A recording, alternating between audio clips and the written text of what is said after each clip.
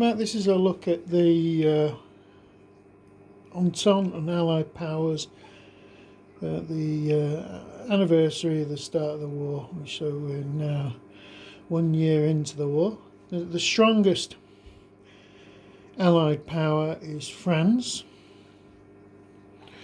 who has a considerable army, though it would be no match for the Germans without the help of its allies. The quality of the French army is acceptable. The best units are 6 strength points divisions, and they have quite a good number of those. And they've got a significant number of 5 strength point units as well. Their industrial capacity is not bad, but it leaves them well short of the Germans. They're less than half the industrial capacity of the Germans. 37 strength points of supply a month. The replacements, they're getting a good stream of decent quality replacements, and that's really keeping them in the game. In terms of rail lines and everything, they've got a good system of internal rail lines. Their morale with an 875 1915 shaken morale, that's not brilliant. They're already above 500 points lost. So if they're not careful, they could end up with shaken morale in 1915. Certainly if the Germans decided to push them, they could be in a bit of a dire strait here, but Germany's eyes currently are on the east. In terms of territory, the French haven't really done much. They've gained a few hexes around here, which they've subsequently surrendered. And they've been on the retreat most of the early period of the war, and are backed up in their own territory. France's look at the moment, in the short term, it's pretty okay, but in the long term, I worry about the morale of the French army, and I worry about whether they can keep getting as many replacements as they're currently getting.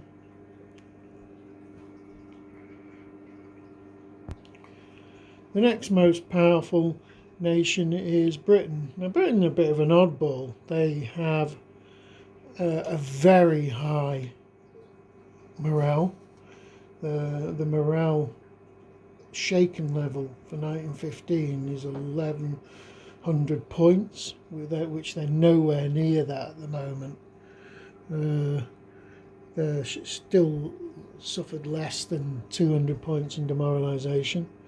Britain's army is small, but its quality is excellent.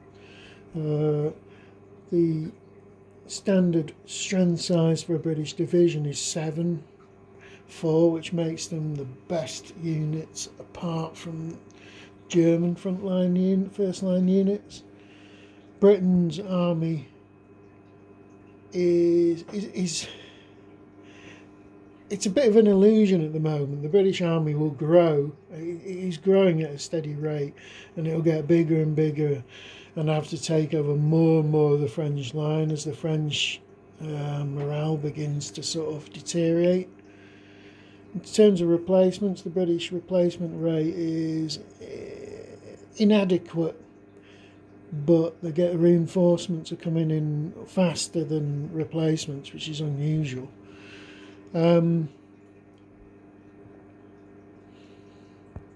Britain's industrial capacity in terms of ammunition manufacture is dreadful. At 8 strength points, it is totally inadequate, but it's not going to stay like that. Britain will eventually get its industrial capacity geared up properly. In terms of terrain, Britain has been on the retreat for long periods and has retreated through northern France to its current positions in Flanders. Another thing to remember about the British, they have considerable assets in other places on the board. They're in Egypt there. They have units, a lot of units coming in from the Empire. They have units moving into Mesopotamia. And they also have some units doing very little in Gallipoli. So Britain's outlook in the short term is not particularly good because they're not generating enough industry to give them the ammunition they need to fight a modern war at the moment. But in the long term, the British position is very good. But obviously they're never going to be able to sort of tackle the German army on their own. No matter how big the British army gets, it's not going to be able to handle the Germans. It's always going to need allies. Right, this brings us on to the Russians. The Russians are a bit of an oddball in a way. They've got a lot of units and they've got a very good replacement system to such an extent that they are actually getting slightly stronger militarily as their morale begins to crumble.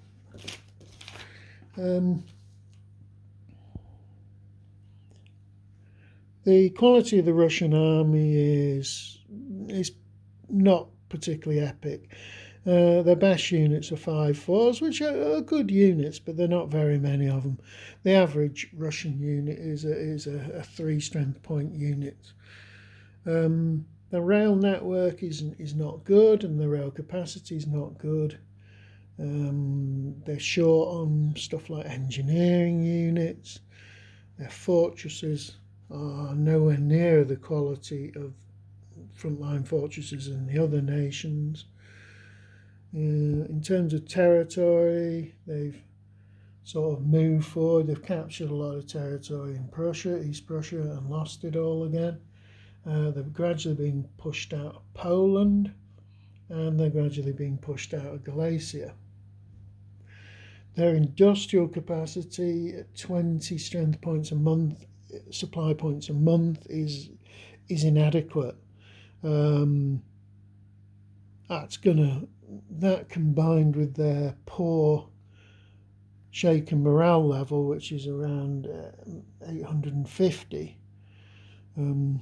is not good, considering that their current losses are above 500. So they are another nation like France, Austria-Hungary, who could, if things went badly, end up with shaken morale in 1915. In terms of other fronts, the Russians have got another front over here in the Caucasus, but not a lot's going on there. It's very difficult to attack in terrain like that. So I would say Russia in the short term, their position in the immediate short term, it's probably good because they've got quite a lot of units built up and they've got a decent amount of stockpiled ammunition. In the long term, though, Russia isn't going to get away with it. Russia just hasn't got the military capacity to keep fighting the Central Powers. Unless the Allies in the West can bleed away a huge number of German ammunition points and keep the cream of the German army away from this front, they're going to go down at some point. They're not going to make it to the end. The next Allied or Entente power that's worth looking at is Italy. Now, Italy's position is they've got a reasonably sized army. Its quality isn't particularly good. There are some 5 strength point divisions, but most of them are 4s.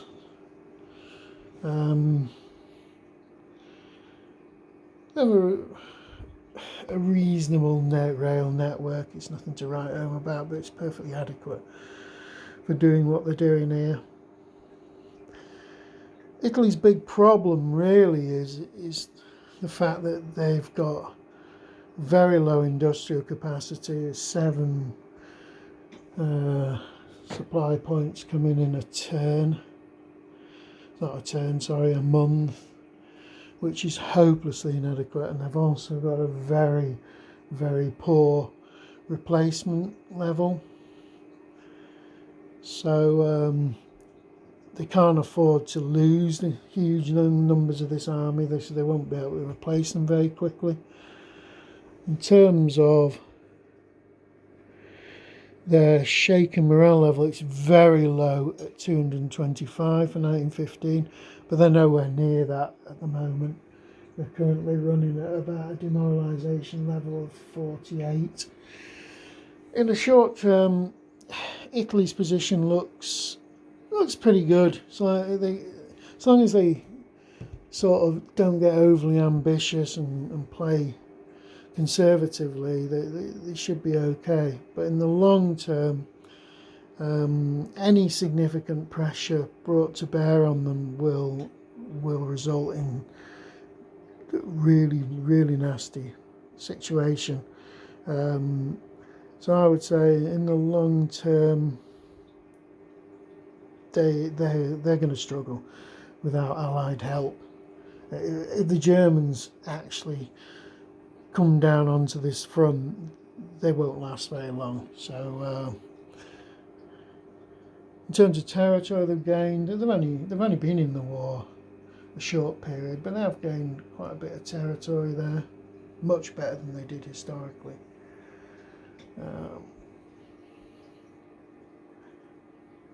The other Allied powers, you've got Belgium. Belgium really is just a small army, which is hanging on near the edge of Belgium territory. Not of any significance at all.